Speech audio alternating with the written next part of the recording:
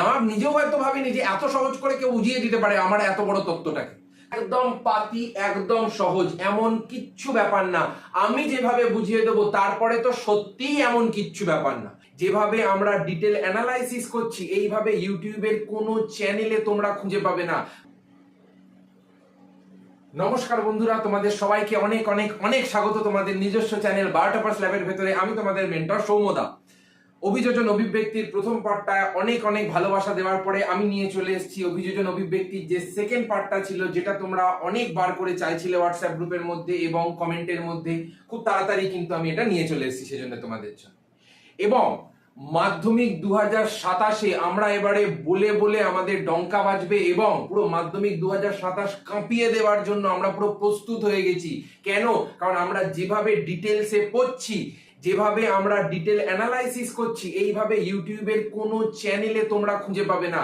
কারণ যে সমস্ত ভিডিওগুলো সাধারণত পেড ব্যাচে দেওয়া হয়, সেই সমস্ত ভিডিওগুলো শুধুমাত্র তোমাদের জন্য পুরো ফ্রি অফ কস্টে ইউটিউবে আমি কিন্তু রেকর্ড করে তোমাদের জন্য আপলোড করে দিচ্ছি। সেই জন্যে তোমাদের একটা কর্তব্য থাকে, সেটা হলো একটা ভালোবাসা হিসেবে আমাকে অবশ্যই যে চ্যানেলটা রয়েছে সেটা সাবস্ক্রাইব করে দেবে এবং ভিডিওটা কেমন লাগলো সেটা কমেন্ট করে জানাবে এবং বন্ধুদের সাথেও অবশ্যই শেয়ার করে দেবে এবং বন্ধুদেরকেও সাবস্ক্রাইব করতে বলবে, কারণ সেটাই তোমাদের থেকে পাওয়া আমাদের একমাত্র ভালোবাসা।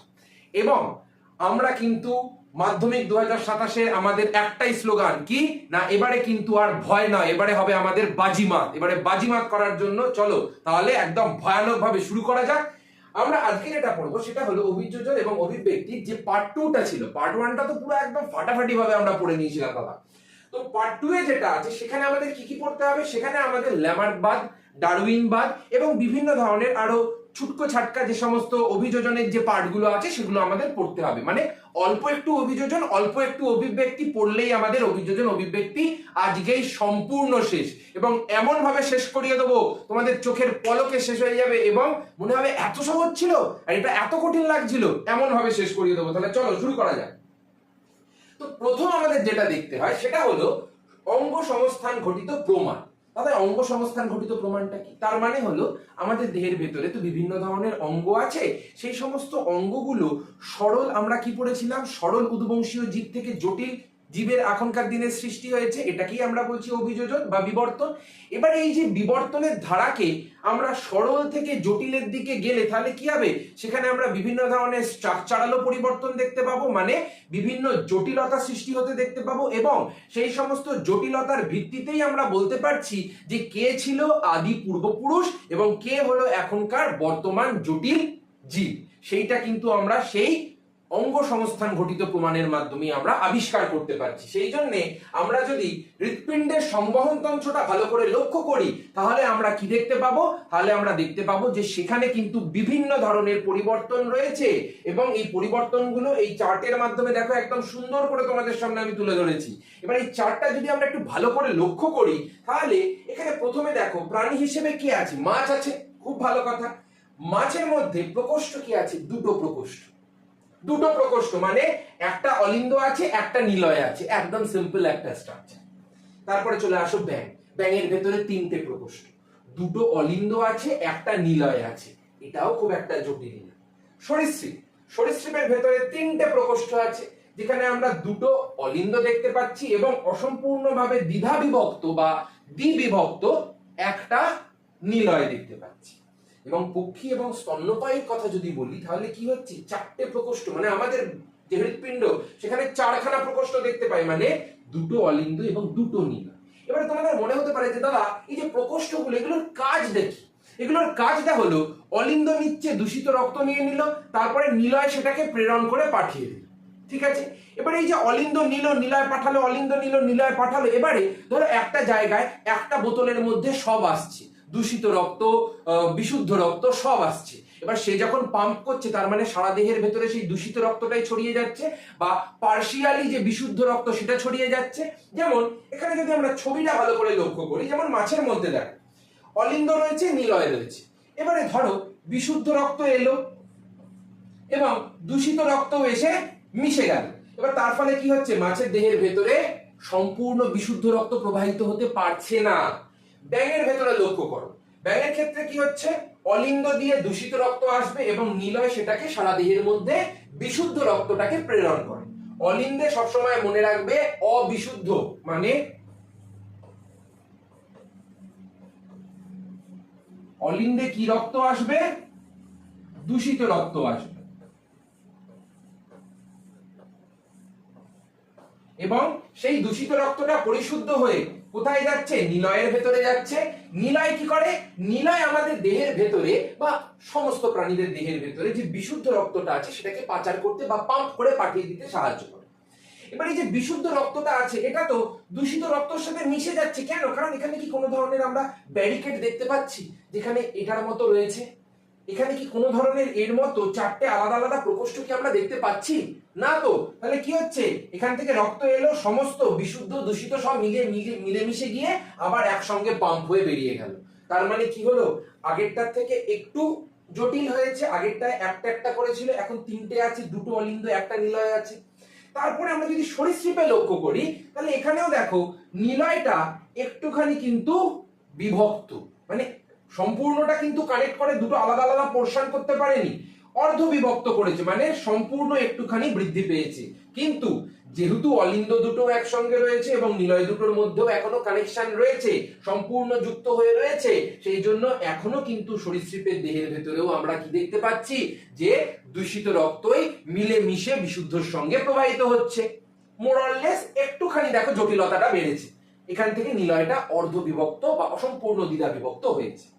এবারে চলে আসো একদম অত্যাধুনিক স্তন্যপায়ী। স্তন্যপায়ীর কি হচ্ছে বাবা, স্তন্যপায়ীর মধ্যে যদি লক্ষ্য করি তাহলে এখানে লক্ষ্য করো, ডান অলিন্দ দিয়ে দূষিত রক্ত এলো, সেটা ডান নিলয়ে গেল, ডান নিলয় থেকে দূষিত রক্তটা ফুসফুসীয় ধমনীর মাধ্যমে আমাদের ফুসফুসে গেল, তারপরে সেটা পরিশুদ্ধ হয়ে আমাদের বাম অলিন্দ এলো, অলিন্দ থেকে নিলয়তে গেল এবং নিলয় থেকে যখন পাম্প করলো তখন আমাদের সারা দেহের মধ্যে সেটা ছড়িয়ে গেল।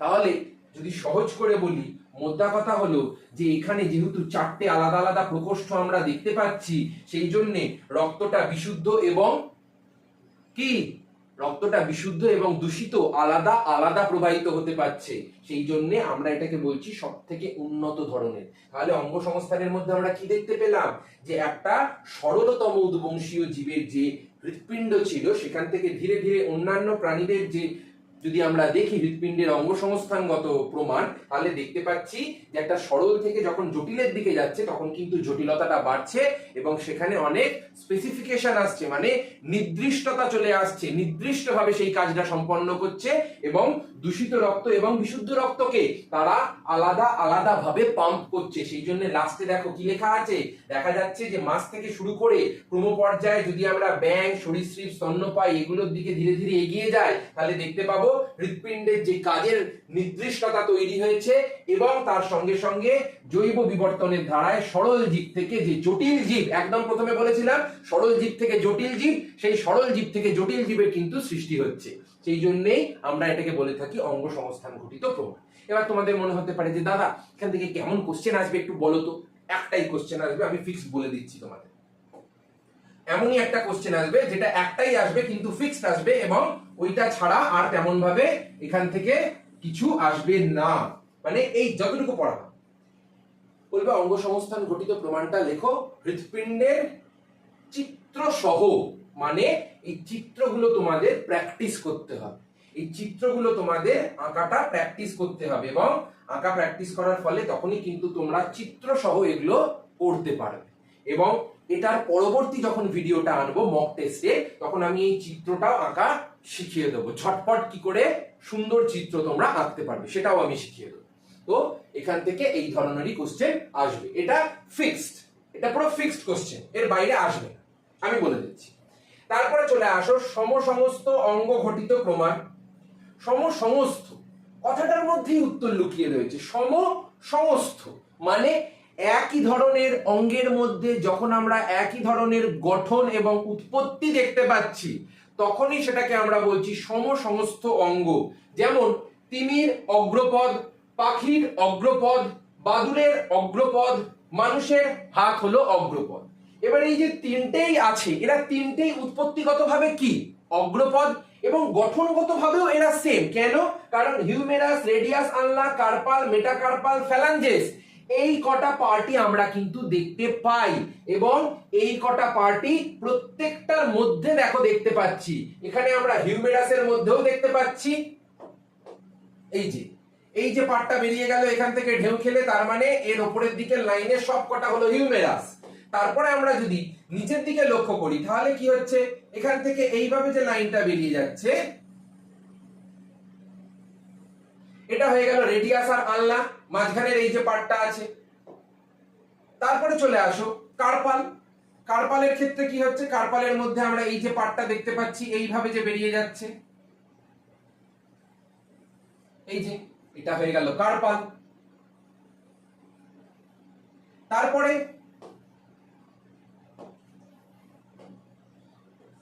এই যে এখান দিয়ে যেটা এবারে বেরিয়ে গেল এটা হয়ে গেল মেটাকার্পাল। আর তারপরে যে এই যে পার্টটা বেরিয়ে যাচ্ছে এটাকে আমরা বলে থাকি ফ্যালাঞ্জেস। ঠিক আছে? এবারে তাহলে ব্যাপারটা কি হলো, যে এই যে হিউমেরাস, এই যে হিউমেরাস, এই যে রেডিয়াস আনলা, এই যে কার্পাল, মেটাকার্পাল, ফ্যালাঞ্জেস, এটা তো সেম। সেটা তিমি বল, পাখি বল, বাদুড় বল, মানুষ বল, সব কটার মধ্যে তো সেম।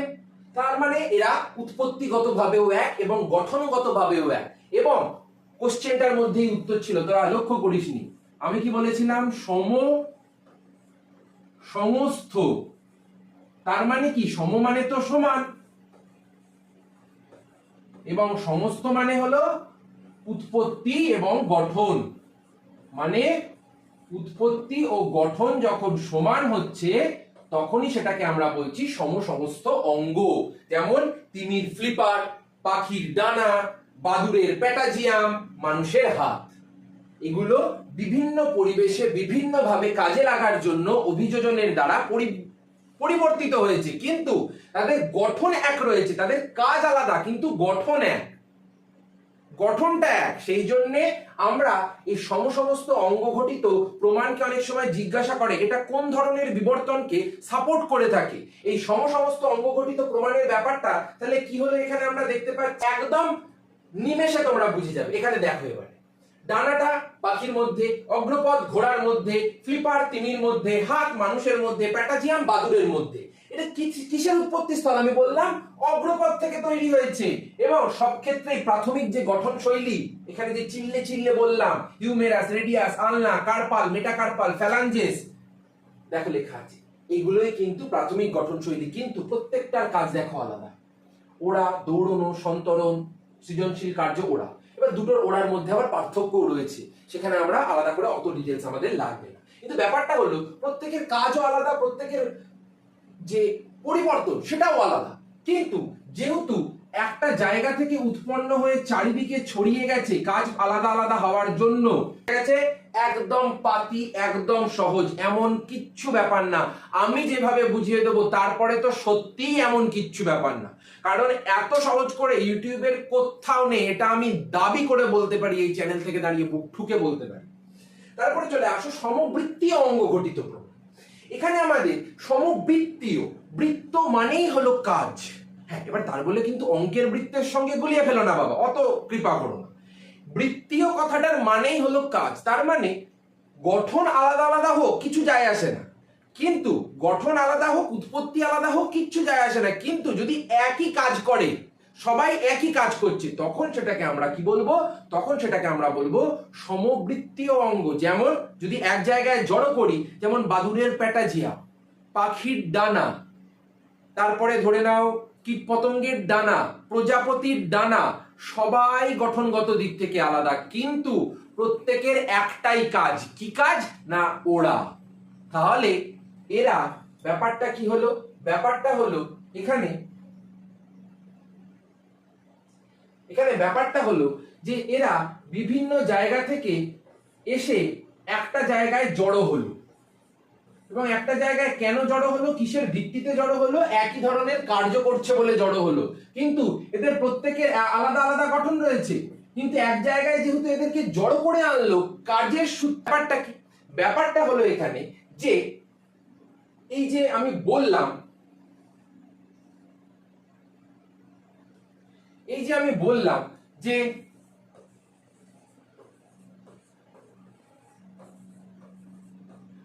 সমবৃত্তীয় অঙ্গ এবং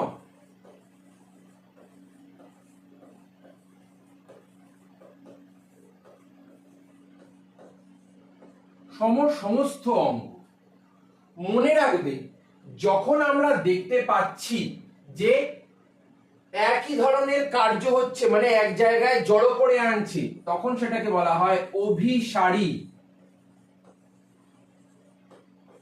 বিবর্তন।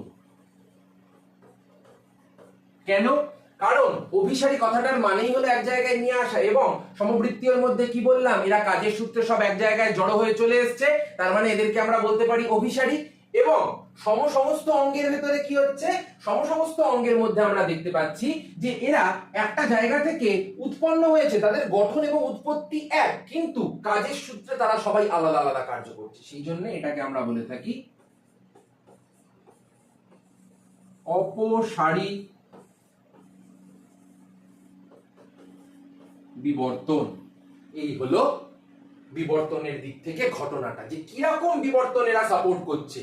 কারণ আমাদের তো বিবর্তনটা তো জানতে হবে যে আসলে ব্যাপারটা হলোটা কি। এই হলো একদম সহজ সরল ঘটনা, এবং আমি যেভাবে বলে দিচ্ছি সেইভাবে তোমরা যদি চলো, তোমাদের 100 তুলে দেওয়ার দায়িত্ব আমার। আমি এমন ভাবে পড়িয়ে দেবো, তোমরা নিশ্চিন্ত থাকো, শুধু চুপচাপ ভরসা করে আমার দিকে এগিয়ে চলো। আমি এমন ভাবে নাম্বার তুলিয়ে দেবো, ছেলেমেয়েরা বলে বলছে যে হ্যাঁ দাদা তুমি এমন ভাবে পড়িয়ে দিয়েছো, তারপরে আর একটা কোশ্চেন আমাদের আনকমন লাগছে না, এমন পড়িয়ে দিয়েছি। মানে যেগুলো লোকেরা আটকায় শক্ত প্রশ্ন, সেই প্রশ্নগুলোকে বলছে দাদা আরো শক্ত প্রশ্ন দিন, আরো শক্ত প্রশ্ন দিন, এত সহজ হয়ে গেছে ব্যাপারগুলো। সেই জন্য তোমরাও ভালো করে মন দিয়ে কন্টিনিউয়াস করতে থাকো, তোমাদেরও এমন করে দেবো, তোমাদেরও মানে চিন্তা কল্পনার ঊর্ধ্বে চলে যাবে। এবারে উদ্ভিদের মধ্যে আমরা যদি সমবৃত্তীয় অঙ্গ দেখি, তাহলে মটর গাছের ক্ষেত্রে দেখতে পাচ্ছি আর ঝুমকলতার ক্ষেত্রে দেখতে পাচ্ছি। মটর গাছ আর ঝুমকলতার যে আকর্ষণ, সেখানে তারা বারবার বলছি বৃত্তীয় মানে হলো গঠন আলাদা, উৎপত্তি আলাদা, কিন্তু কাজ এক। এবারে দুটোই তো আকর্ষ, তার মানে কি দুটোরই কাজ হলো এই অবলম্বনকে জড়িয়ে ধরে উঠে পড়া। কিন্তু মটর গাছের ক্ষেত্রে যে আকর্ষ, সেটা আসলে কি, সেটা হলো আসলে যৌগিক পত্রের রূপান্তর, ঠিক আছে। এবং যে ঝুমকলতার যে আকর্ষ রয়েছে, সেটা হলো একটা শাখার রূপান্তর। সেই জন্য দুটোর দেখো গঠন আলাদা, কিন্তু দুটো পরিবর্তিত হয়ে একই কাজ করছে, আকর্ষ রূপে কোনো একটা অবলম্বনকে জড়িয়ে ধরে উঠতে সাহায্য করছে। সেই জন্য আমরা এটাকে কি বলছি, আমরা এটাকে বলছি সমবৃত্তীয়, যেখানে যৌগিক পত্র থেকে আকর্ষতে রূপান্তরিত হয়ে গেছে, আর ঝুমকলতায় শাখা থেকে আকর্ষতে রূপান্তরিত হয়ে গেছে। দুটো আলাদা আলাদা গঠন, কিন্তু কাজ এক, সেই জন্য আমরা এটাকে বলছি সমবৃত্তীয় অঙ্গ। তাহলে তোমাদের সমস্ত আর সমবৃত্তীয় অঙ্গের জটিলতাও সম্পূর্ণ শেষ। এমন পড়িয়ে দেবো পুরো চুটকিতে অ্যান্সার হয়ে যাবে, নিজেরা দেখে বলতে পারবে যে উত্তর কি হবে। তারপরে চলে আসো লুপ্তপ্রায় অঙ্গ, বা যেগুলোকে আমরা বলে থাকি নিষ্ক্রিয় অঙ্গ। মানে আলেকালে কোনো এক সময় ছিল, কাজ করছিল, কিন্তু পরবর্তীতে আর আমাদের দেহের ভেতরে সেটা তেমন ভাবে সক্রিয় নেই বা অবলুপ্তের দিকে চলে যাচ্ছে, সেগুলোকেই আমরা বলে থাকি নিষ্ক্রিয় অঙ্গ বা লুপ্তপ্রায় অঙ্গ। যেমন যদি আমরা লক্ষ্য করি, তৃণভোজী প্রাণীদের ক্ষেত্রে ঘোড়ার মধ্যে সিকাম সক্রিয় রয়েছে, গিনিপিগের মধ্যে সিকাম সক্রিয় রয়েছে, কিন্তু আমাদের মধ্যে যে অ্যাপেন্ডিক্স, সেটাকেই আমরা আসলে সিকাম বলি, এবং সেটা নিষ্ক্রিয়। দেখবে অ্যাপেন্ডিক্স অপারেশন হয় যদি কেটে বাদও দিয়ে যায়, কিচ্ছু আমাদের যায় আসে না। কেন? কারণ ওটা এমনি নিষ্ক্রিয়, তেমন ভাবে কোনো কাজে বাজে আসে না আমাদের, ওটা একটা লুপ্তপ্রায় অঙ্গ। কিন্তু কেন লুপ্তপ্রায় অঙ্গ, ব্যাপারটা কোনোদিন ভেবে দেখেছো? তার কারণ হলো এই যে ঘোড়া, গিনিপিগ, এরা তো তৃণভোজী, এবং ব্যাপারটা হলো খানিকটা যে উদ্ভিদ যেটা আছে, উদ্ভিদের ক্ষেত্রে বেশিরভাগ যে ভেতরের যে মেন কন্টেন্ট, সেটা কি, সেটা তো সেলুলোজ। এবার এই সেলুলোজকে হজম করার জন্য সিকামের দরকার। কিন্তু আমরা তো বাবা সবসময় মাঠে ঘাটে ঘুরে ঘুরে ঘাস খাই না, আমরা তো আর ছাগল গরু নয়, ঘোড়াও নয়, গিনিপিগও নয়। তাহলে আমাদের দেহের ভিতরে সিকামটা কি খুব জরুরি থাকা সবসময় সক্রিয় হিসেবে? একদমই না। তাহলে সিকামটা আমাদের নিষ্ক্রিয় হয়ে গেছে। বানরের ক্ষেত্রে যে লেজটা, সেটা সক্রিয় লেজ। কেন? কারণ বানরেরা, অনেক বানর আছে লেজের সাহায্যে ঝোলে বা লেজের সাহায্যে এক গাছ থেকে আরেক গাছে দুলে বেরিয়ে যায়, এই যে দোলনটা, এটাতেও এরা সাহায্য করে থাকে। কিন্তু আমাদের ক্ষেত্রে আমাদের একদম শিরদাঁড়ার একদম লাস্ট যে পার্টটা রয়েছে, যেটাকে আমরা বলি কক্সিস, এখানে পয়েন্টিংটা গন্ডগোল করে দিয়েছে ছবির মধ্যে। কক্সিস হলো এই পার্টটা, এটাকে আমরা বলি কক্সিস। এই যে কক্সিস, এই কক্সিসটা কি ছিল, একসময় এরকম বড় একটা লেজ ছিল, কিন্তু আমাদের তো লেজ নেই, আমরা বললাম লেজ কাটা বাঁধন। তার ফলে কি হচ্ছে, সেই জন্য আমাদের দেহের ভেতরে সেটা নিষ্ক্রিয় ভাবে থাকছে। তারপরে চলে আসো মানুষের ক্ষেত্রে। মানুষের ক্ষেত্রে কানের যে বহিঃকর্ণের যে পেশিগুলো রয়েছে বা আমাদের যে তৃতীয় পল্লব রয়েছে, যেমন কিছু কিছু প্রাণীদের মধ্যে দেখবে একটা পাতা প্রথমে এরকম ভাবে সরে দিয়ে ওপরে নিচের পাতা দুটো পড়ে, মানে প্রথমে একটা পাতা এরকম স্লাইড করে যাবে, দিয়ে ওপর থেকে একটা পাতা নামবে, নিচ থেকে একটা পাতা নামবে, এরকম একটা ব্যাপার কুমিরের মধ্যে যেটা আমরা দেখতে পাই যদি ভালো করে কুমিরের চোখ লক্ষ্য করি। কিন্তু আমাদের একদম চোখের এই কর্নারে একটা সাদা মতো লাল মতো একটা গঠন আমরা দেখতে পাই, সেটা কি, সেটা হলো আসলে তৃতীয় নেত্র পল্লব, যেটা আমাদের কাজে লাগে না। আমাদের যেহেতু লাগে না, দরকারও নেই, সেজন্য আমরা কি করেছি, সেটাকে নিষ্ক্রিয় অঙ্গ রূপে একদম কোণ ঠাসা করে জড়ো করে রেখে দিয়েছি। তারপরে আমাদের যে তৃতীয় পেশক দাঁত রয়েছে, যেটাকে আমরা বলে থাকি সাধারণত উইজডম টিথ, বলি না অনেক সময় এত দাঁতে ব্যথা করছে জ্ঞান চলে এসছে মানুষের, উইজডম টিথ, আক্কেল দাঁত যেটাকে বলা হয়, সেই আক্কেল দাঁতও আমাদের ধীরে ধীরে বিলুপ্ত হয়ে যাচ্ছে। কেন? কারণ আমাদের অত চিবানোর, কষে ফেলে তো দরকার পড়ছে না, একদম কষে ফেলে যে কিছু চিবাচ্ছি তাও ব্যাপারটা না, সেই জন্য ওই দাঁতটাও ধীরে ধীরে বিলুপ্ত হয়ে যাচ্ছে। এবং আমাদের যে উদরের খণ্ডিত পেশি, সেগুলো কি সবসময় আমরা দেখতে পাই? যখন আমরা জিম টিম করি বা কিছু করি তখন আমাদের ধীরে ধীরে ডেভেলপ করে, কিন্তু সবসময় তো দেখা যায় না বাবা, সবসময় তো দেখা যায় না। তার মানে এরাও ধীরে ধীরে ধীরে ধীরে কিন্তু নিষ্ক্রিয় অঙ্গরূপে আমাদের দেহের ভিতরে অবস্থান করছে। এবং ডানার মধ্যে যদি বলা হয়, উট পাখি বলো, এমু বলো, কিউই বলো, এরা সবাই পাখি, এদের সবার ডানা আছে, কিন্তু ডানাগুলো জাস্ট ফর শো, এরা কিন্তু উড়তে পারে না, উড়তে পারে না। এর তার ফলে কি হচ্ছে, এদের ডানাগুলোকে আমরা নিষ্ক্রিয় অঙ্গ রূপে ধরতে পারি, ডানা যেহেতু কাজে লাগছে না। তারপরে যদি উদ্ভিদের মধ্যে দেখি, এখানে এই দুটো উদ্ভিদের নাম খুব ভালো করে মনে রাখতে হবে আমাদের। একটা হলো কালকাসুন্দা উদ্ভিদের বন্ধা পুংকেশর, আর একটা হলো শতমূলীর বন্ধা গর্ভকেশর। জিজ্ঞেস করা হয় স্ট্যামিনোড তাদের মধ্যে দেখা যায়, স্ট্যামিনোড মানে হলো বন্ধা পুংকেশর, তাদের মধ্যে দেখা যায়, কালকাসুন্দার মধ্যে দেখা যায়। এবং জিজ্ঞেস করা হয় পিস্টিলোড, পিস্টিলোড মানে হলো বন্ধা গর্ভকেশর, তাদের মধ্যে দেখা যায়, শতমূলীর উদ্ভিদে দেখা যায়। এবং এদের যেহেতু কার্যটা একদমই কম, সেই জন্য এদেরকে আমরা কি বলছি, নিষ্ক্রিয় অঙ্গ বা লুপ্তপ্রায় অঙ্গ, যারা তেমন ভাবে কাজে আসছে না। এই হয়ে গেল তোমাদের নিষ্ক্রিয় অঙ্গ। এরপরে চলে আসো ভ্রূণতত্ত্ব ঘটিত প্রমাণ, যেটা আরো গুরুত্বপূর্ণ। কেন? কারণ ভ্রূণতত্ত্ব ঘটিত প্রমাণের মধ্যে যদি আমরা লক্ষ্য করে দেখি, তাহলে দেখতে পাবো যে আমাদের যে প্রাথমিক যে ভ্রূণের যে দশাগুলো আছে, এগুলো তো আমরা লক্ষ্য করেছি, জাইগোট, মরুলা, ব্লাস্টুলা, গ্যাস্ট্রুলা, এগুলো তো আমরা লক্ষ্য করেছি। বা মেরুদণ্ডী প্রাণীদের ভ্রূণের যে বিভিন্ন দশাগুলো আছে সেগুলো লক্ষ্য করেছি, বা আমাদের ভ্রূণও আমরা দেখেছি, বা উচ্চতর প্রাণীর সঙ্গে নিম্নতর প্রাণীর ভ্রূণও মিলিয়ে আমরা দেখেছি। তাহলে প্রত্যেকটার মধ্যেই যদি আমরা লক্ষ্য করে দেখি, তাহলে কি দেখতে পাচ্ছি, এই যে জাইগোটটা রয়েছে, জাইগোটটা সমস্ত প্রাণীর মধ্যেই প্রথম একটা এককোষীয় দশা। তারপরে যে মরুলাটা আমরা দেখতে পাচ্ছি, সেই মরুলাটা হলো একটা পরিফেরা পর্বের প্রাণীদের সঙ্গে একই ধরনের এদের স্ট্রাকচারটা, তার মানে কি করছে, এরা পরিফেরা পর্বের প্রাণীদের সঙ্গে প্রতিনিধিত্ব করছে। তারপরে চলে আসো ব্লাস্টুলা, ব্লাস্টুলা সিলেন্টারেটা পর্বের প্রাণীদের সঙ্গে প্রতিনিধিত্ব করছে, তার মানে ব্লাস্টুলার স্ট্রাকচার এবং সিলেন্টারেটা পর্বের প্রাণীদের structure more or less same, একই ধরনের, সেই জন্য আমরা বলছি প্রতিনিধিত্ব করছে। তারপরে চলে আসো গ্যাস্ট্রুলা, গ্যাস্ট্রুলা মানে হলো যেখানে আমরা দেখতে পাচ্ছি যে একটা ট্রিপ্লোব্লাস্টিক লেয়ার রয়েছে, দেখো তিনটে পয়েন্টিং করে দেওয়া রয়েছে, একদম বাইরের যেটা সেটাকে আমরা বলে থাকি একটো, তারপরে মাঝখানে যেটা সেটাকে আমরা বলি মেসো, এবং একদম ভেতরের যেটা সেটাকে আমরা বলি এন্ডো। তার মানে একটোডাম, মেসোডাম এবং এন্ডোডাম, এই তিনটে লেয়ার থাকছে, সেজন্য এটাকে আমরা বলে থাকি ট্রিপ্লোব্লাস্টিক প্রাণীদের সঙ্গে প্রতিনিধিত্ব করে। ট্রিপ্লো মানে হলো 3 লেয়ার, তিনটে লেয়ার থাকবে, তাদের সঙ্গে যেহেতু প্রতিনিধিত্ব করছে, তাহলে আমরা যখন জাইগোট থেকে গ্যাস্ট্রুলা অবধি যাচ্ছি, তখনই আমরা বিভিন্ন ধরনের প্রাণীদের সঙ্গে প্রতিনিধিত্ব করে ফেলছি। তার মানে কিছু তো ব্যাপার আছে, এমন কিছু ব্যাপার আছে যার ফলে আমাদের যে ভ্রূণ সেগুলো অন্যান্য প্রাণীদের সঙ্গে মিলে যাচ্ছে। আমাদের যে জাইগোট, ব্লাস্টুলা, গ্যাস্ট্রুলা, মলুরা, যেগুলো স্ত্রী দেহের মধ্যে ডিম্বাণু নিষিক্ত হওয়ার পরে দেখা যায়, সেগুলো অন্যান্য পর্বের প্রাণীদের সঙ্গে প্রতিনিধিত্ব করছে। তাহলে এই যে বিভিন্ন স্টেজ জিনিসগুলো, এগুলো প্রতিনিধিত্ব করার মানেটা কি? কিছু তো গোপন মানে আছে। গোপনটা কি? গোপনটা হলো যে আমরা কোনো না কোনো সময় যে সরল উদ্বংশীয় জীব থেকে ধীরে ধীরে জটিল উদ্বংশীয় জীবের মধ্যে যে ইভলভ করেছি বা পরিবর্তিত হয়েছি বা অভিযোজিত হয়েছি, সেটাকে দেখানোর জন্যে বিজ্ঞানী ভন বেয়ার একটা কথা বলেছিলেন বা একটা ল দিয়েছিলেন, যেটাকে বলা হয় অন্টোজেনি রিপিটস ফাইলোজেনি। মানে প্রত্যেকটা জীবই কোনো না কোনো তার জীবন চক্রের দশায় তারা যে সমস্ত সরল উদ্বংশীয় জীব থেকে উদ্ভূত হয়েছে তাদের অনুরূপ একটা প্রতিনিধিত্ব করবে বা তাদের সঙ্গে তাদের গঠনগত কিছু সিমিলারিটিস দেখাবে। যেমন আমরা আমাদের যে জাইগোট, মরুলা, ব্লাস্টুলা, গ্যাস্টুলা, এদেরকে পরিফেরা, সিলেন্টারেটা, ট্রিপ্লোপ্লাস্টিক, এদের প্রাণীদের সঙ্গে প্রতিনিধিত্ব করার দরকারটা কি? কোনো দরকারই তো ছিল না।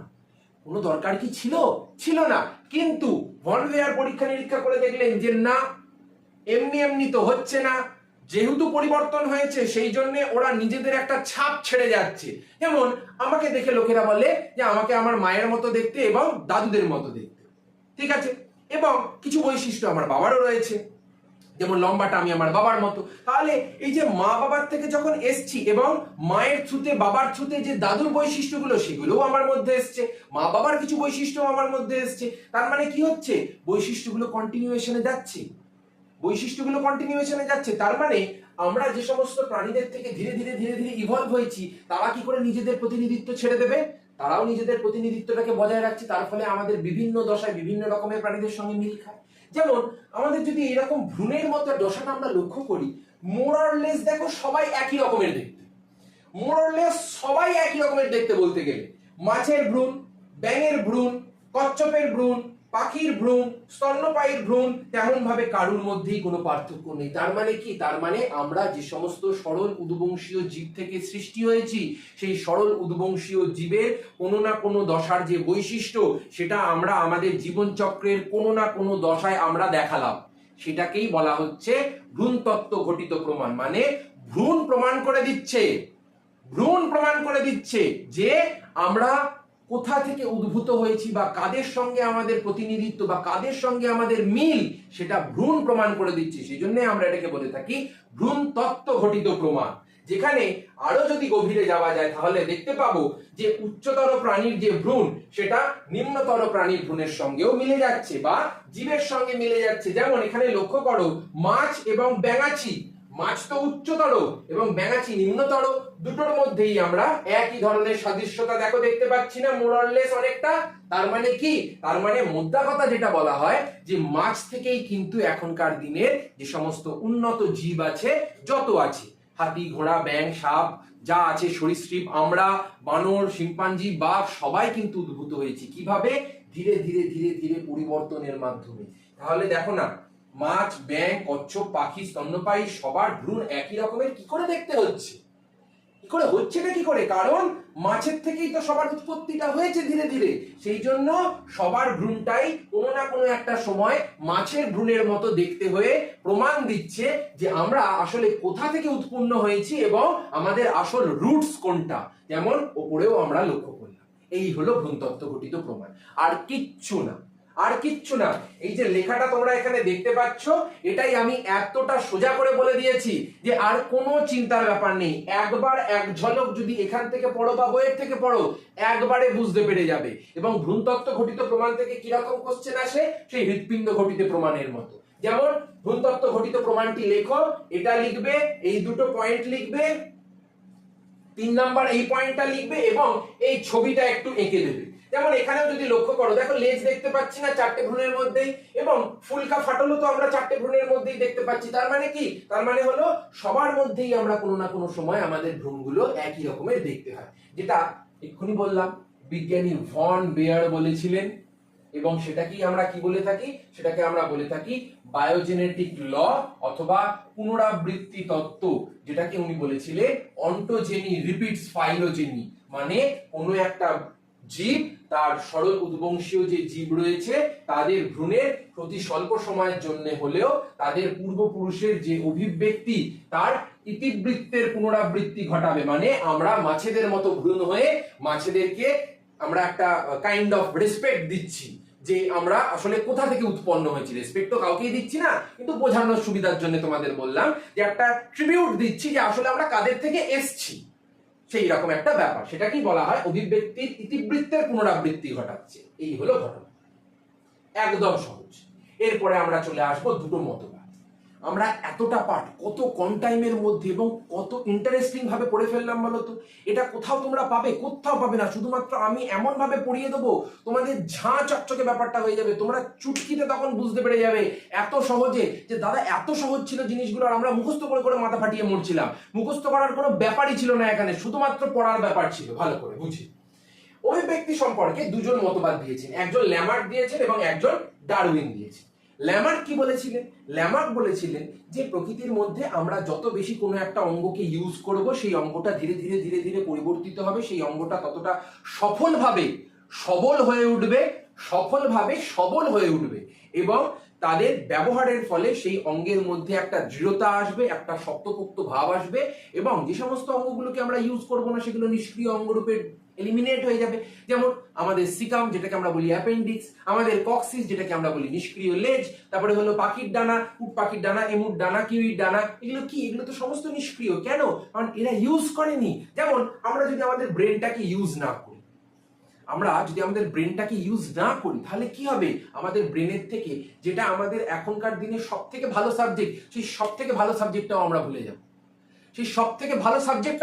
যাব। কেন? কারণ আমরা ইউজ করছি না তো। বিজ্ঞানী ল্যামার্ক সেইগুলোই বলেছিলেন, এবং ওনার যুক্তিটা খুব প্র্যাকটিক্যাল ছিল। কেন?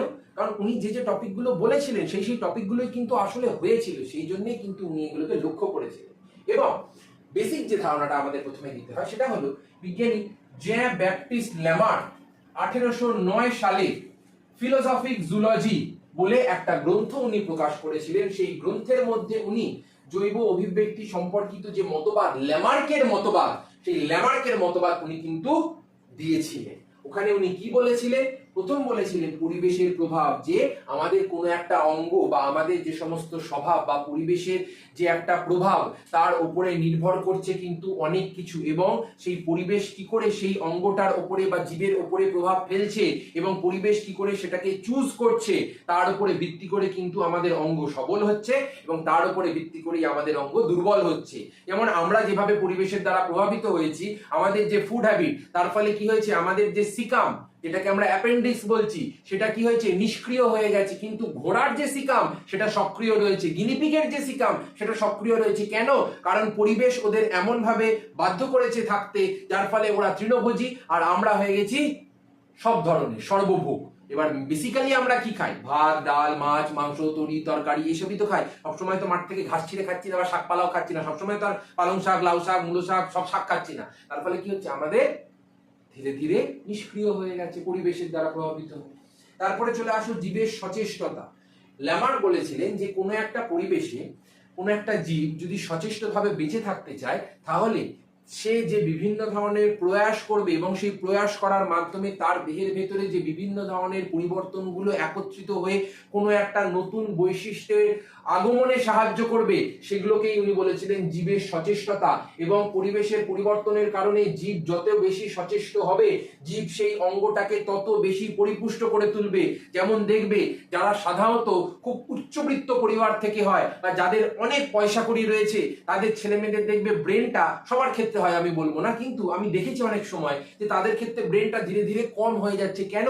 কারণ তাদের মাথায় তো ফিক্সড হয়ে রয়েছে যে আমার বাবা আমার জন্য অনেক রেখে যাচ্ছে, বা আমার বাবার পরে আমি এই ব্যবসাটায় বসবো, আমার পড়াশোনা করে হবে কি, আমার কোনো জ্ঞান দরকারই নেই, সে ব্যবসা লাটে উঠে গেলে উঠে যাবে, কিন্তু আমার তো পয়সা আছে, এরকম ব্যাপার। কিন্তু যারা অভাবের মধ্যে থেকে বড় হচ্ছে, তারা কি করছে? তারা মাথাটাকে কাজে লাগাচ্ছে, সবসময় পড়ছে, পড়ে পড়ে পড়ে পড়ে এত শার্প করে ফেলছে মাথাটাকে, যার ফলে তারা সচেষ্টতার মাধ্যমে নিজেদের ব্রেনটাকে ইভলভ করে অনেক ইন্টেলিজেন্ট হয়ে উঠছে। আমরা এই যে দেখি না, ভ্যান চালকের ছেলে, এর ছেলে, তার ছেলে, ওনার মেয়ে, তার মেয়ে, এই যে এত এত ভালো রেজাল্ট, কেন? কারণ তারা পরিবেশের দ্বারা প্রভাবিত, পরিবেশের দ্বারা তারা এমন ভাবে জর্জরিত যে তাদেরকে পরিবেশ বাধ্য করেছে, তোরা কর নাহলে মর, এরকম একটা ব্যাপার। ডু অর ডাই, যদি করো তো বাঁচবে, যদি না করো তোমার আগে পিছু কিচ্ছু নেই, তুমি মারা পড়ে যাবে, তোমাকেও ভ্যান চালাতে হবে, তোমাকেও বস্তা তুলতে হবে, এরকম একটা ব্যাপার। তার ফলে কি হচ্ছে? তার ফলে ওরা অনেকটা মাইন্ড থেকে সচেষ্ট হয়ে যাচ্ছে। এবং আমরা যদি ওয়ার্ড ডায়াগ্রামটাকেও ভালো করে লক্ষ্য করি, লেখাটা পুরোটা পড়ার পরে আমাদের চুক্তিতে ব্যাপারটা হয়ে যাবে, এত সহজে হয়ে যাবে যে তোমরা নিজেরা বুঝতে পারবে না। এবং প্র্যাকটিক্যাল উদাহরণ দিয়ে আমি এমন ভাবে বুঝিয়ে দেবো যে তোমরা গল্পের ছলে কখন তোমাদের পুরো চ্যাপ্টারটা পড়া হয়ে যাবে তোমরা সেটাও বুঝতে পারবে না, কারণ জিনিসটা খুব সহজ। কিন্তু আমরা বলবো না বা তোমরাও বলবো না, বিভিন্ন স্যার ম্যাডামরা না পড়ানোর ফলে বা একটা ভীতি তৈরি করার ফলে এমন হয়ে গেছে ব্যাপারটা যে লোকেরা মনে করে বায়োলজি বা লাইফ সায়েন্স মানে খুব শক্ত। কিন্তু বায়োলজি বা লাইফ সায়েন্স হলো সব থেকে, আমি গ্যারান্টি দিয়ে বলতে পারি, সব থেকে বিশ্বস্ত সাবজেক্ট। তোমাকে 100 তুলিয়ে দিয়ে বেরিয়ে যাবে এমন সাবজেক্ট। নাহলে মাধ্যমিকে লাইফ সায়েন্সে এই বছর আমার কাছে কত 100 উঠেছে, উচ্চ মাধ্যমিকে 98, 99 তো ছড়াছড়ি রয়েছে। এবারে আমরা এই যে নাম্বারগুলো দেখছি কি এমনি এমনি ওঠে? এমনি তো উঠছে না, তার মানে বিশ্বস্ততা তো একটা আছে, সেই জন্যই তো উঠছে। সেই বিশ্বস্ততা নিয়ে এগিয়ে যেতে হবে আমাদের। যেমন তারপরে যদি আমরা দেখি অঙ্কের ব্যবহার অব্যবহার, এক্ষুনি বললাম আমাদের ব্রেনটাকে যদি আমরা ব্যবহার করি বা না ব্যবহার করি তার উপরে ভিত্তি করছে আমাদের ব্রেনটা কতটা সবল হবে। তার উপরে ভিত্তি করছে আমাদের ব্রেনটা কতটা সবল হবে, কারণ আমরা ব্রেনটাকে যত প্রসেসিং করাবো, যত খাটাবো, তত কি হচ্ছে, তত ব্রেন শার্প হচ্ছে।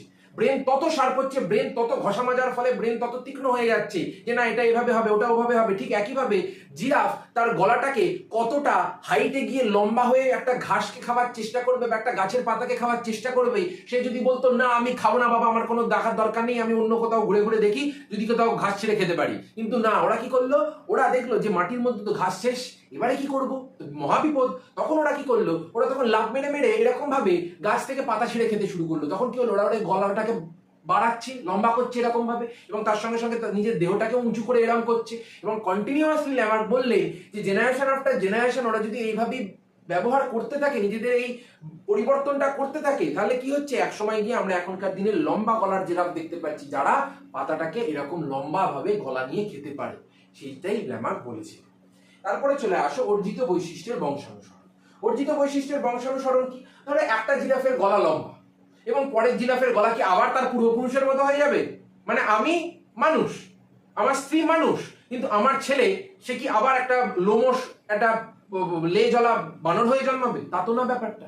তাহলে ব্যাপারটা কি হচ্ছে, যে পরিবর্তনটা হয়ে গেছে সেই পরিবর্তনটা স্থায়ী। জিরাফের লম্বা গলা হয়ে গেছে, তার মানে ওই পরিবর্তনটা আর পাল্টাবে না।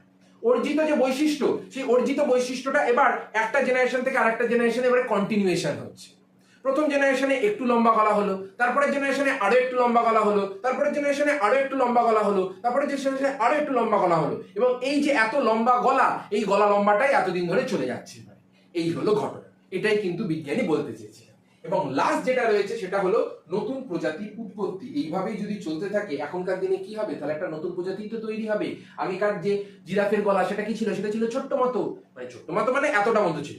এবার এখনকার দিনে কি হয়েছে, এখনকার দিনে এরকম ভাবে আমাদের জিরাফ দেখতে, ও বাবা ওইখানে তোমার মুন্ডু, তাহলে আচ্ছা এরকম একটা ব্যাপার। তাহলে এই যে এতটা যে লম্বা হয়ে গেছে গলা এবং তার যে এত পরিবর্তন, তাহলে কি হচ্ছে, তখনকার দিনের জিরাফ আর এখনকার দিনের জিরাফের মধ্যে যদি দেখি হেল অ্যান্ড হেভেন ডিফারেন্স, মানে একটা সম্পূর্ণ নতুন প্রজাতি তৈরি হয়ে গেছে। সেটাই উনি বলতে চেয়েছেন। এবারে যদি ওয়ার্ড ডায়াগ্রামটা আমরা দেখি তাহলে আরো সহজ হয়ে যায়। পরিবর্তনশীল পরিবেশ জীবের উপরে একটা সচেষ্টতার ভার দেবে। সচেষ্টতা যত বাড়বে তত অঙ্গের ব্যবহার অব্যবহারটা বেড়ে যাবে। অঙ্গের ব্যবহার অব্যবহারের ফলে আমাদের যে অঙ্গটাকে আমরা কাজে লাগাচ্ছি বা কাজে লাগাচ্ছি না, সেটা কি হবে, সেটা ধীরে ধীরে দৃঢ় হতে থাকবে বা দুর্বল হতে থাকবে। এবং যে অর্জিত বৈশিষ্ট্যগুলো আলটিমেটলি এলো, সেই অর্জিত বৈশিষ্ট্যগুলো এবারে একটা জেনারেশন থেকে আরেকটা জেনারেশনের মধ্যে ট্রান্সফার হবে, এবং ট্রান্সফার হওয়ার ফলে আলটিমেটলি একটা নতুন প্রজাতির উৎপত্তি হবে, যে প্রজাতিটাকে আমরা বলতে পারি একটা সম্পূর্ণ আলাদা বৈশিষ্ট্যযুক্ত সরল উদ্বংশীয় জীব থেকে জটিল জীব হওয়ার জীব বা প্রজাতি। এই হলো ঘটনা, এই হলো ল্যামার্ক। এবারে বলো কোথায় শক্ত, কোথায় শক্ত, এবারে তোমরা বলো। এত সহজ করে বলার পরে আর কারুর কোনোদিন সমস্যা হতে পারে ল্যামার্কবার? ল্যামার্ক নিজেও হয়তো ভাবিনি যে এত সহজ করে কেউ বুঝিয়ে দিতে পারে আমার এত বড় তত্ত্বটাকে। কারণ বইয়ের মধ্যে বা সহায়িকার মধ্যে তোমরা যদি থরলি পড়ো না, তোমাদের মাথার ওপর দিয়ে বেরিয়ে চলে যাবে, এত জটিল জটিল ভাবে লেখা রয়েছে। এবং আমি এত সহজ করে বুঝিয়ে দেবো যে তোমাদের কল্পনার বাইরে যে এত সহজ ব্যাপারটা হয়। কারণ এত সহজই তো জিনিসগুলো লোকেরা এমনি হাওয়া বানিয়ে রেখে দিয়েছে, এমনি বাওয়াল করে যে না এত শক্ত অত শক্ত, এর জন্য এই পেট ব্যাচ লাগবে, ওর জন্য ওই পেট ব্যাচ লাগবে, এটা না হলে হবে না, ওটা না হলে হবে না। কেউ যদি চায় না ইউটিউবে আগুন লাগিয়ে দিতে পারবে, ইউটিউবে আগুন লাগিয়ে দিতে পারবে, যেমন আমি লাগিয়ে দেবো এবারে। কারণ এমন ফ্রিতে পড়িয়ে দেবো তোমাদের, তোমরা নিজেরা কল্পনা চিন্তার বাইরে চলে যাবে তোমার। এবং লাস্ট যে মতবাদটা আমরা করবো সেটা হলো ডারউইনের মত। ডারউইন দাদু কি বলেছিল, আমাদের বিজ্ঞানী চার্লস ডারউইন হাজার বলেছিলেন 1859 খ্রিস্টাব্দে উনি on the origin of species by means of natural selection, এই বই দুটোর নাম কিন্তু খুব ভালো মনে রাখবে। একটা কি বলেছিলাম, একটা বলেছিলাম তোমাদের ফিলোসফিক জুলজি, যেটা ল্যামার্ক লিখেছিলেন, এবং আরেকটা বললাম on the origin of species by means of natural selection, যেটা ডারউইন লিখেছিলেন 1859 খ্রিস্টাব্দে। এবং উনি কি বলেছিলেন, ওনার যে যুক্তিটা সেটা ছিল অনেকটা বেশ হ্যাপাজার্ড টাইপের। উনি বললেন যে সংগ্রাম আসবে, বংশবৃদ্ধি হবে, একটা অন্তঃপ্রজাতি সংগ্রাম হবে, পরিবেশ বেছে নেবে, এবং তার ফলে যে জীবটা আসলে বেরিয়ে আসবে সেটাকেই আমরা বলছি উপযুক্ত নতুন প্রজাতি। যদি এবারে প্রত্যেকটা ভালো করে পয়েন্ট আমরা একটুখানি আলোচনা করে দেখি, তাহলে দেখতে পাবো প্রথমেরটা আছে হলো অত্যাধিক হারে বংশবৃদ্ধি। যেমন উনি বললেন যে কোনো একটা জায়গায় যদি জীব থাকে তার মানে তারা নিজেদের মধ্যে বন্যপ্রাণী তো অত্যাধিক সংখ্যায় সংখ্যা বৃদ্ধি করছে। যেমন হরিণ যদি এক জায়গায় থাকে তাহলে তারা অত্যাধিক পরিমাণে সংখ্যা বৃদ্ধি করবে নিজেদের মধ্যে, তার ফলে একটা জায়গায় হরিণের প্রচুর আমরা প্রাচুর্যতা দেখতে পাবো। তারপরে সীমিত খাদ্য বাসস্থান। ধরো একটা জায়গায় যে এত হরিণ হয়ে গেল, ধরো জায়গাটা হলো এতটুকু, কিন্তু হরিণ হয়ে গেছে আমার কাছে এত, তাহলে আমরা এইটুকু জায়গায় ফিট করবো কি করে হরিণটাকে? তাহলে কি হবে, তখন নিজেদের মধ্যে অস্তিত্বের জন্য সংগ্রাম তৈরি হবে। এ ওর সঙ্গে মারপিট করবে, ও ওর সঙ্গে মারপিট করবে। তার ফলে কি হচ্ছে, আমরা সেই সংগ্রামটাকে দুটো ভাগে ভাগ করি, একটা হলো অন্তঃপ্রজাতি আর একটা হলো আন্তঃপ্রজাতি। অন্তঃপ্রজাতি মানে হলো যখন নিজেদের মধ্যে মারপিট করছে, অন্ত মানে হলো যখন নিজেদের মধ্যে মারপিট করছে, মানে ধরো খাদ্য এবং বাসস্থানের জন্য হরিণ যখন নিজেদের মধ্যে মারপিট করে, হরিণের সঙ্গে হরিণের সংগ্রাম, অথবা বাঘের সঙ্গে বাঘের সংগ্রাম, অথবা সিংহর সঙ্গে সিংহর সংগ্রাম। এই যে সংগ্রামগুলো, এগুলো কি, এগুলো তো একই প্রজাতির মধ্যে, সেজন্য এটাকে আমরা বলে থাকি অন্তঃপ্রজাতি সংগ্রাম। এবং আন্ত মানে কি, আন্ত মানে হলো ধরো বাঘের সঙ্গে হরিণের সংগ্রাম হচ্ছে, বা সিংহর সঙ্গে হরিণের সংগ্রাম হচ্ছে, বা বাঘের সঙ্গে সিংহর সংগ্রাম হচ্ছে খাদ্য বাসস্থান নিয়ে, তখন যে সংগ্রামটা দুটো আলাদা আলাদা বা তার বেশি প্রজাতির মধ্যে, তখন সেটাকে আমরা বলে থাকি আন্তঃপ্রজাতি সংগ্রাম। এই হলো ব্যাপার। এবং লাস্ট যেটা আমাদের পড়তে হবে, একদম লাস্ট, সেটা হলো যোগ্যতমের উদ্বর্তন, প্রাকৃতিক নির্বাচন আর অনুকূল পরিবেশে একত্রীকরণ এবং নতুন প্রজাতি। ব্যাপারটা কি, এই লেখা এখন রাখো, আমি যেভাবে বলছি শুধু মাথায় রাখো। যোগ্যতমের উদ্বর্তন তার মানে কি, ডারউইন বললেন যে যে জীবটা যোগ্য তাকে আমরা সিলেক্ট করবো। মানে ধরো 100 জন পরীক্ষা দিল, 100 জন পরীক্ষা দিয়ে আমার কাছে সিট আছে 10টা, 100 জনের মধ্যে তাহলে 90 জন বাদ যাবে, এটা আমরা সবাই জানি। এবারে এই যে 90 জন বাদ যাবে, তার তো তাহলে দুঃখ করার কিছু নেই। কেন? কারণ আমরা যাকে যোগ্য তাকেই তো চুজ করব। এরকম তো ব্যাপারটা না যে 12 এর রেজাল্টের উপরে আমরা ডাক্তার চুজ করে নেবো, তা তো হবে না। কারণ 12 এ কে টুকলি করে লিখেছে, কে কিভাবে লিখেছে, কার গার্ড কতটা কড়া ছিল, কার গার্ড কতটা ভালো ছিল, খারাপ ছিল, এরকম ভাবে তো আর মেডিকেলে চান্স দেওয়া যায় না। আমাদের সিট হিসেবে আমাদের যোগ্যতার উদ্বর্তন করাতে হবে, এবং যোগ্যতার ভিত্তিতে আমরা তাদেরকে চুজ করব। এবং সেই সমস্ত যে জীবগুলো আমরা যোগ্য হিসেবে চুজ করব, তাদের কাছে প্রথমে আমরা একটা প্রতিকূল পরিবেশ শো করাবো যে এই পরীক্ষাটা হবে। প্রতিকূল পরিবেশ মানে একটা পরীক্ষা হবে, তোমাদের একটা টাফ পরীক্ষা হবে। সেই টাফ পরীক্ষাটা হলে আমরা চুজ করতে পারবো কে যোগ্য। যেমন যদি আমরা এখানকার একটা কুকুরকে নিয়ে গিয়ে বরফের দেশে রেখে দিলাম, এবং বরফের দেশের একটা কুকুরকে নিয়ে এসে এখানে রেখে দিলাম, দুটোই তো কুকুর, তোমাদের মনে হতে পারে যে কি হবে। বরফের দেশের যে কুকুরটা তার গায়ে তো লম্বা লম্বা চুল আছে, তার মানে এখানে এলে ও গরমে মরে যাবে। এবং এখানকার যে কুকুরটা তার গায়ে তো চুলই নেই, তার গায়ে তো লোমই নেই, সব ছাটা ছাটা ছাটা ছাটা মিলিটারির মতো ছাড় দেওয়া রয়েছে। তার ফলে কি হয়ে রয়েছে, ছাড় দেওয়া নেই, তাদের লোমটাই অতটুকুই। এবার তার ফলে কি হচ্ছে, তার ফলে তারা ঠান্ডায় মরে যাবে। তাহলে কি হলো, থাকতে তো পারলো না, তার ফলে কি হলো, যোগ্যতম কি হলো, যোগ্যতম হলো না। কিন্তু মানুষের ক্ষেত্রে কি হচ্ছে, মানুষ সব জায়গায় থাকতে পারে। তার মানে কি, মানুষ হলো প্রতিকূল পরিবেশের সম্মুখীন হওয়ার ফলে যোগ্যতমের উদ্বর্তন হয়েছে। মানে কে যোগ্য, ধরো আমার কাছে 5খানা আছে, এই 5খানার মধ্যে কে যোগ্য, এই 2খানা যোগ্য, এই 2খানা যোগ্য নিয়েই কিন্তু পরবর্তীতে এগিয়ে যাওয়া হবে। সেইটাই বিজ্ঞানী ডারউইন বলেছিলেন। এবং এরাই জীবন সংগ্রামে লিপ্ত হয়ে এরা নিজেদেরকে প্রমাণ করে দেখাবে যে না আমরা পারি। যেরকম আমরা প্রমাণ করে দেখাবো যে না আমরা মাধ্যমিকে লাইফ সায়েন্সে 100 তুলতে পারি, এবং অবশ্যই করে দেখাবো। তারপরে যেটা চলে আসে সেটা হলো প্রাকৃতিক নির্বাচন। এবার হলো উনি বললেন যে সব থেকে গুরুত্বপূর্ণ যেটা বিষয় ডারউইনের প্রতিপাদ্য বিষয়, সেটা হলো প্রকৃতি সিলেক্ট করবে।